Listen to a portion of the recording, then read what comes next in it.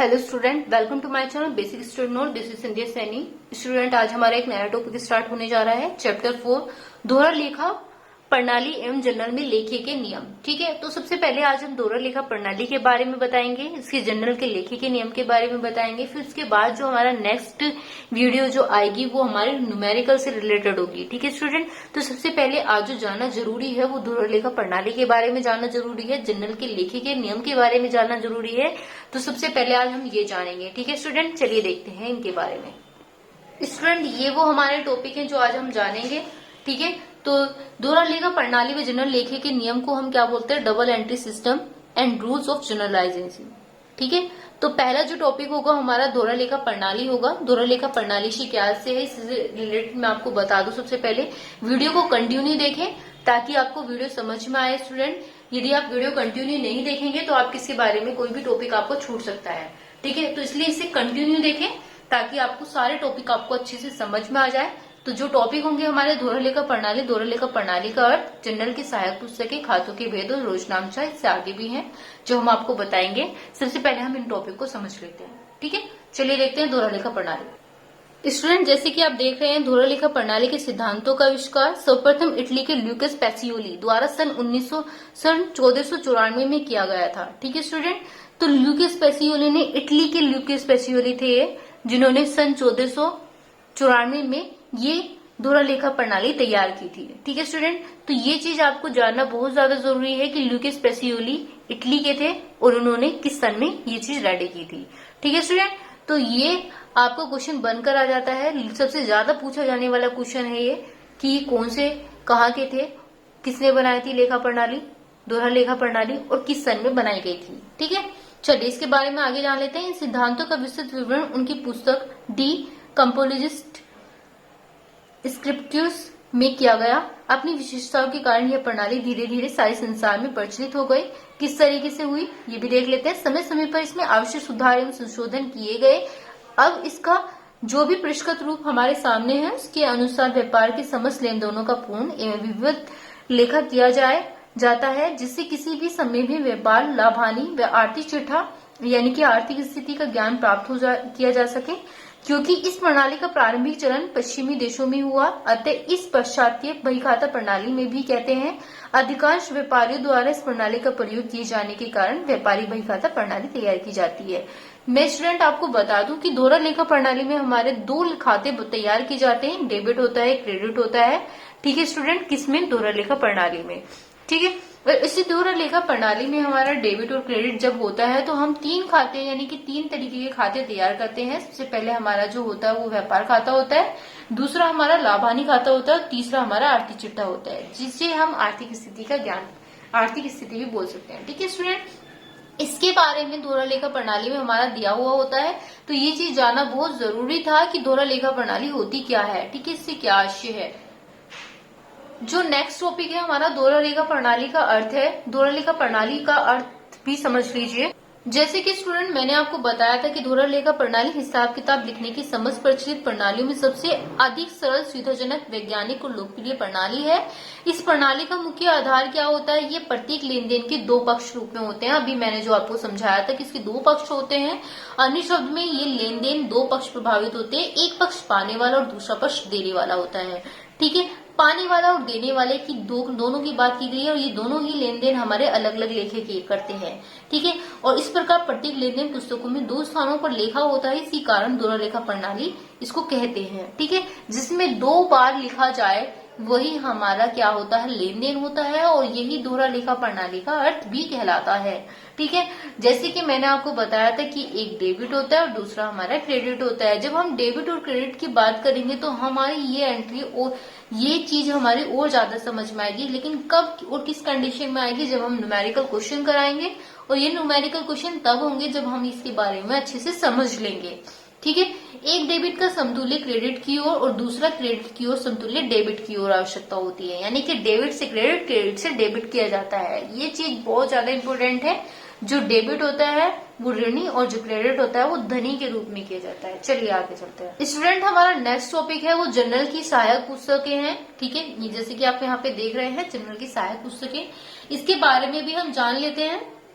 Student, general की सहायक पुस्तकें कौन कौन सी होती हैं, यानी कि इसके अंदर क्या क्या आता है ये चीज जानना जरूरी है। इसकी पुस्तकें कौन कौन सी और कितनी होती हैं, ठीक है। बहुत सारी होती है, जैसे कि यहाँ पर कुछ ही दे रखी हैं। रोकड़ पुस्तक, क्रिया पुस्तक जो आपकी खरीदी जाती है, मैं इंग्लिश में भी बता देती हूँ। ये कैश बुक होती है, परचेज बुक होती है, परचेज रिटर्न बुक होती है, सेल रिटर्न होती है, सेल रिटर्न बुक होती है, बिल रिसीवर बुक होती है, बिल पेबल बुक होती है, और मुख्य जर्नल यानी कि ये मेन जर्नल होती है। तो स्टूडेंट, ये मैंने इंग्लिश में बताया, हिंदी में यहाँ पर लिखा हुआ है जैसे कि आपको दिखाई दे रहा है, ठीक है। तो ये प्रारंभिक लेखा है। प्रारंभिक लेखा को रोजनामचा बोलते हैं, इसे इंग्लिश में जर्नल बोला जाता है, ठीक है स्टूडेंट।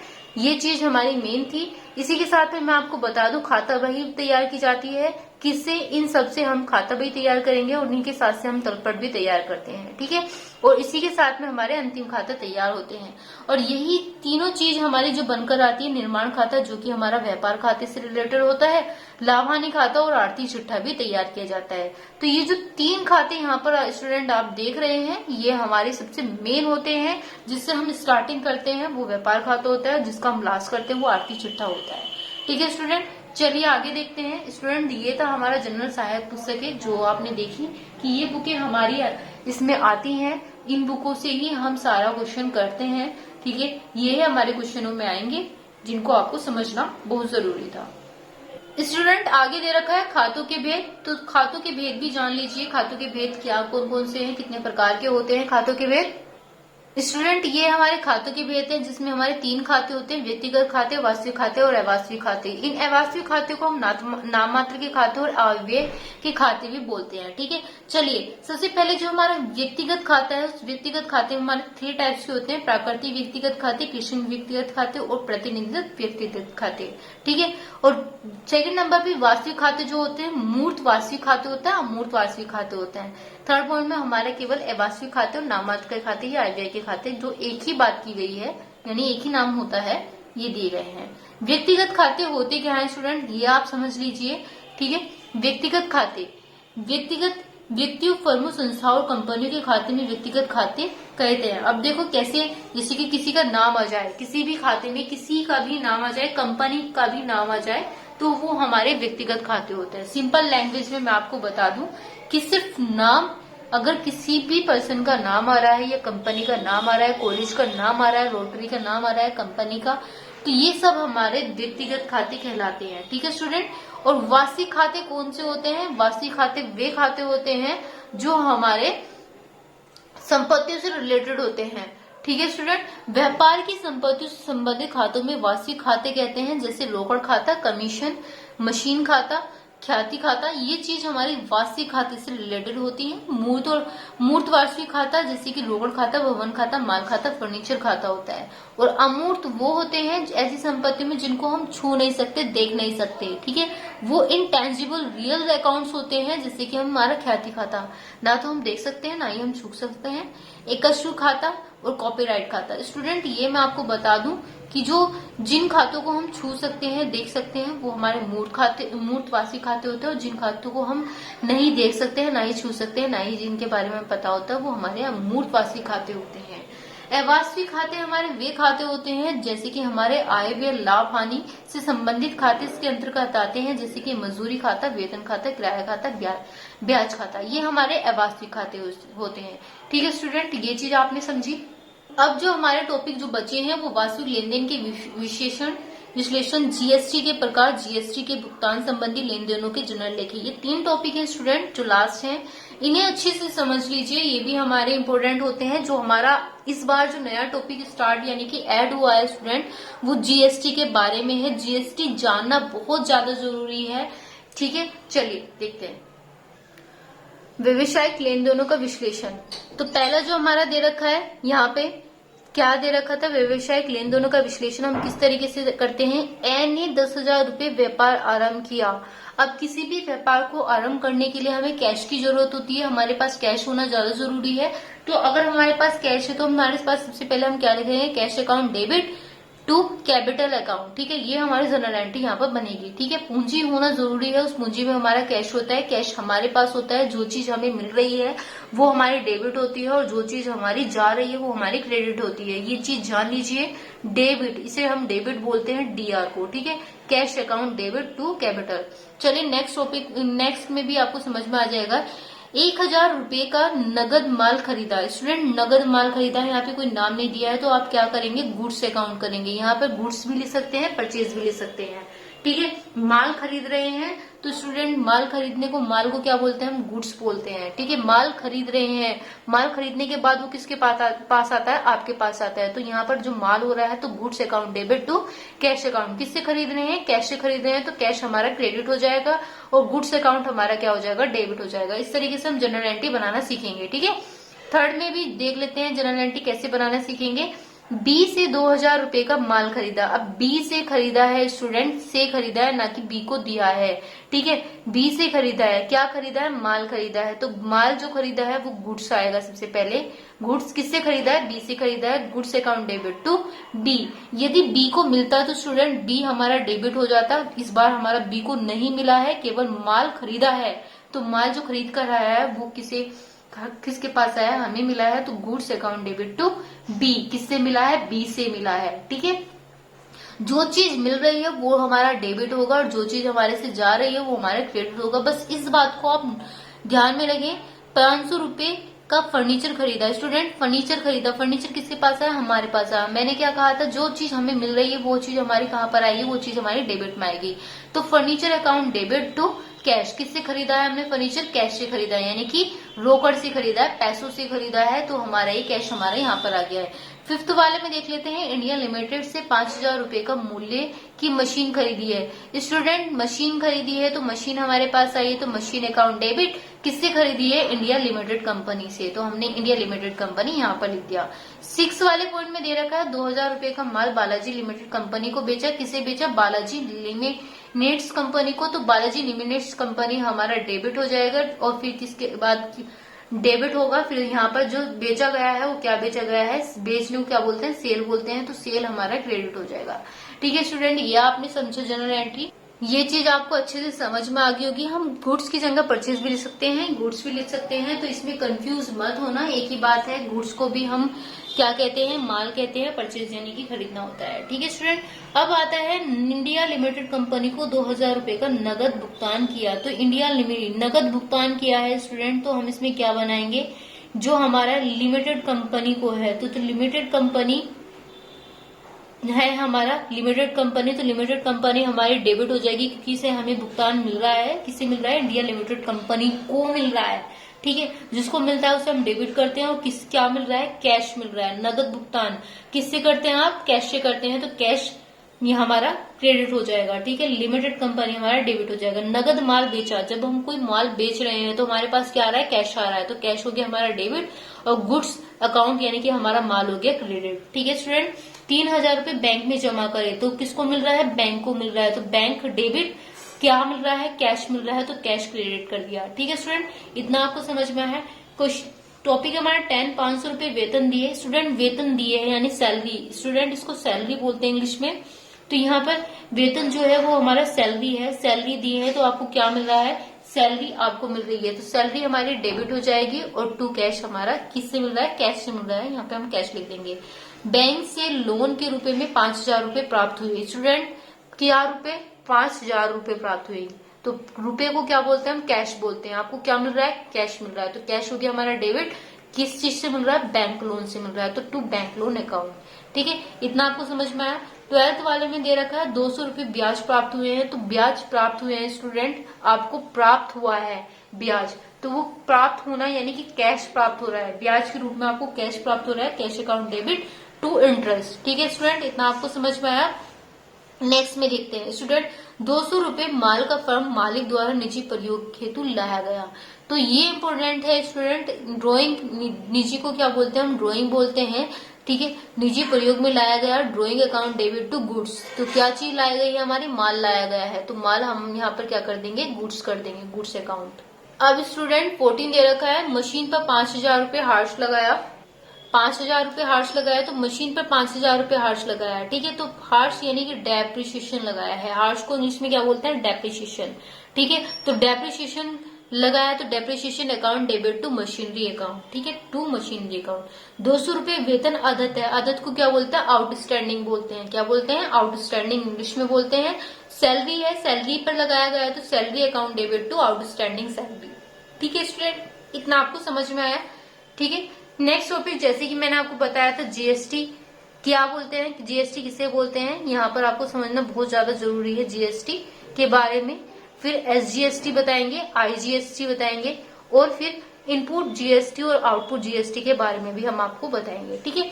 तो सीजीएसटी क्या होता है, सीजीएसटी क्या होता है, केंद्रीय सरकार द्वारा जो लिए जाने वाले वस्तु एवं सेवा कर होते हैं उसे हम जीएसटी के रूप में लागू करते हैं, लागू किया जाता है। तो केंद्रीय वस्तु एवं सेवा कर यानी कि central goods of service tax, इसका फुल फॉर्म होता है, ठीक है, फुल फॉर्म।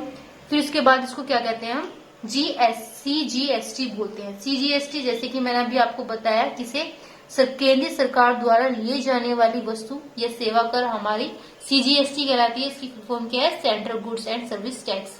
नेक्स्ट में एसजीएसटी, एसजीएसटी हमारा क्या होता है, ये एसजीएसटी की फुल फॉर्म होती है state goods and service tax, state goods and service tax. ये क्या है, हमारा स्टेट जो होता है वो हमारा राज्य सरकार द्वारा लिए जाने वाले वस्तु सेवा कर होते हैं, या फिर राज्य वस्तु सेवा कर कहलाते हैं, ठीक है। चलिए नेक्स्ट में आईजीएसटी बोला था हमने, आईजीएसटी की फुल फॉर्म होती है integrated goods and service tax. जो इंटीग्रेटेड होता है वो हमारा अंतर्राष्ट्रीय बिक्री हेतु केंद्रीय सरकार द्वारा संग्रह किए जाने वाले वस्तु सेवा कर होते हैं, ठीक है। ये हमारा अंतर्राज्यीय वस्तु सेवा कर भी कहलाता है, ठीक है। चलिए नेक्स्ट में हमारा इनपुट जीएसटी, आउटपुट जीएसटी भी होता है। अब जीएसटी हमारा इनपुट और आउटपुट किससे होता है, क्रेता द्वारा, यानी कि जो हमारा माल खरीद रहा है वो हमारा सेवा और दोनों क्रिया करते समय जीएसटी दिया जाता है। जो माल खरीद रहा है, ठीक है, उसे जीएसटी देनी होती है, जो इनपुट जीएसटी कहलाती है। लेकिन सीजीएसटी, एसजीएसटी और आईजीएसटी के रूप में जो होता है वो हमारा आउटपुट जीएसटी होता है, ठीक है। अब आउटपुट जीएसटी वो कैसे होता है हमारा, ये देख लेते हैं। विक्रेता द्वारा माल अथवा सेवाओं द्वारा अथवा दोनों के विक्रय समय जो जीएसटी वसूली जाती है उसे आउटपुट जीएसटी कहलाते हैं। जो विक्रेता यानी कि माल जो बेच रहा है, ठीक है, सेवा ये दोनों पर विक्रय करते समय जीएसटी वसूल रहा है उसे हम आउटपुट जीएसटी बोलते हैं, ठीक है। जो खरीद रहा है वो जीएसटी कहलाता है, लेकिन जो बेच रहा है वो आउटपुट जीएसटी कहलाता है, ठीक है। इनपुट जीएसटी और आउटपुट जीएसटी के बारे में आप जान गए हैं, और इसी श्रेणी में हमारा सीजीएसटी, एसजीएसटी और आईजीएसटी की श्रेणी में आते हैं ये तीनों, ठीक है। केंद्र सरकार, राज्य सरकार और अंतर्राष्ट्रीय बिक्री हेतु। तो ये चीज आपने जानी। एक लास्ट टॉपिक है हमारा आज का, वो क्या है स्टूडेंट, जीएसटी के भुगतान संबंधी लेन देनों के जनरल लेखे, ठीक है। तो जीएसटी के भुगतान संबंधी जो लेन देन है उनका जनरल लेखा किया जाता है, वो किस प्रकार किया जाता है ये भी जान ले स्टूडेंट। ये हमारा जीएसटी के भुगतान संबंधित जनरल लेखे लेन देन किए करते हैं, किस तरीके से कर लेते हैं। अभी तो हमने इंडियन वाला बताया था, किस तरीके से बताया था सिंपल लैंग्वेज, जैसे कि हमने आपको समझाया कि हमारे जनरल एंट्री किस तरीके से बनाई जाती है। लेकिन यहाँ पर हमें जीएसटी के बारे में यदि बनाना है तो इनपुट और आउटपुट के रूप में बताएंगे। माल क्रिय करने पर एक ही राज्य क्रेता विक्रेता होने पर सीजीएसटी और एसजीएसटी के बराबर बराबर बांटा जाता है। अब ये बराबर बराबर कैसे बांटा जाता है ये भी देख लीजिए स्टूडेंट। जब भी कोई हम क्रिया करते हैं तो परचेज टू कैश करते हैं। परचेज यानी कि माल जो है आपके पास आ रहा है और कैश करते हैं, ठीक है। परचेज डेबिट टू कैश, ठीक है। अब ये जो परचेज होगा वो हमारा इनपुट होगा। मैंने कहा जो खरीदने वाला है, जो खरीद रहा है वो हमारा इनपुट होता है और जो बेच रहा है वो हमारा आउटपुट होता है। बस इतना याद रखना, खरीदने वाला इनपुट और बेचने वाला आउटपुट। तो यहाँ पर हमारा माल खरीदा जा रहा है, क्रिया को हम खरीदना बोलते हैं, ठीक है। क्रिया वापसी करने पर एक ही राज्य में क्रेता और विक्रेता जब हम कर रहे हैं, जब क्रेता विक्रेता कर रहे हैं तो हम यहाँ पर क्रेडिट कैश या बैंक अकाउंट डेबिट लिखते हैं, और फिर यहाँ पर टू क्या होता है हमारा परचेज रिटर्न होता है, टू परचेज रिटर्न होता है। अब मैंने जैसे कि बताया जो परचेज है खरीदने वाला है वो इनपुट जीएसटी में आता है, इनपुट एसजीएसटी में आता है। इसी तरीके से क्रेता और विक्रेता अलग अलग राज्य में पूछा जाए तो हमारा तब भी यही आएगा। फिर व्यय होने पर यानी कि जब हमारा खर्चा होता है तब भी हम इनपुट जीएसटी या फिर एसजीएसटी लगाते हैं, ठीक है। Expense account debit to cash. फिर इसके बाद में माल बेचने पर, अब माल बेचने पर हमारा क्या आता है, कैश आता है हमारे पास। तो कैश हम यहाँ पर लिख देंगे कैश डेबिट टू सेल करेंगे। ठीक है, अब मैंने आपको बताया, तो जो चीज हम खरीद रहे हैं उसे हम क्या करेंगे, इनपुट करेंगे, और जो चीज हम बेच रहे हैं वो हमारा क्या होगा, आउटपुट होगा। ठीक है, जो आउटपुट होता है वो किस पर लगता है, सीजीएसटी पर और एसजीएसटी पर लगता है। तो ये चीज आपको जानना बहुत ज्यादा जरूरी है। बेचा गया माल ये भी हमारा आउटपुट पर ही होगा, बस ये ज्यादा जान लीजिए। Sale return account debit to cash account. फिर आय होने पर यदि पूछ लिया जाए तो cash account debit to output SGST. ठीक है, इनकम में तो यहाँ पर हमारा जब भी कोई इनकम है, सिंपल सी बात है, वो आपके पास कैश बनकर आएगी, तो कैश या फिर बैंक या फिर इनकम रिसीवेबल करके बनकर आती है। तो हमारा इसमें क्या होता है, जो हमारी आउटपुट सीजीएसटी होती है वो टू साइड में आ जाती है, और आउटपुट एसजीएसटी भी हमारे टू में ही आएगी। इसी तरीके से ये तो था एक राज्य पर। अगर अंतरराज्यीय आय पर बोला जाए तो अंतरराज्यीय आय पर भी हम सेम ऐसी बनाएंगे, लेकिन वो इनकम पर की जाती है। ठीक है, इस पर याद रखना, वो इनकम पर की जाती है, ना ही आउटपुट पर। आउटपुट पर करेंगे लेकिन वो केवल आईजीएसटी पर करेंगे। ठीक है, इतना आपने जाना। लास्ट में मैं आपको बता दूं, संपत्ति क्रिया पर, संपत्ति अपने राज्य पर खरीदने पर किस तरीके से करते हैं। जब हमारे पास कोई संपत्ति होती है उसे हम इंग्लिश में एसेट बोलते हैं। एसेट को हम डेबिट करते हैं। किससे करते हैं, बैंक से। कोई भी संपत्ति हम खरीद रहे हो बैंक से खरीदेंगे। ठीक है, मान लिया हमें बैंक से करना है, तो यहाँ पर मैंने अभी आपको बताया था कि जो हम खरीद रहे हैं वो हमारा इनपुट होता है, जो भी चीज हम बेच रहे हैं वो हमारा आउटपुट में आता है। ठीक है, तो आपने आज जो समझा जीएसटी के भुगतान से संबंधित रिलेटेड ये सब बातें आपने जानी। ठीक है, तो ये हमारी इम्पोर्टेंट है। इस बार जो हमारी एनसीईआरटी की बुक में जो नया टॉपिक बनकर आया वो जीएसटी के बारे में संबंधित लेन देन भुगतान जनरल लेखे के बारे में आया है। स्टूडेंट, ये वीडियो अगर आपको पसंद आए तो वीडियो को लाइक कीजिए, सब्सक्राइब कीजिए और कमेंट बॉक्स में जरूर बताइए वीडियो आपको कैसी लगी। ठीक है स्टूडेंट, थैंक यू।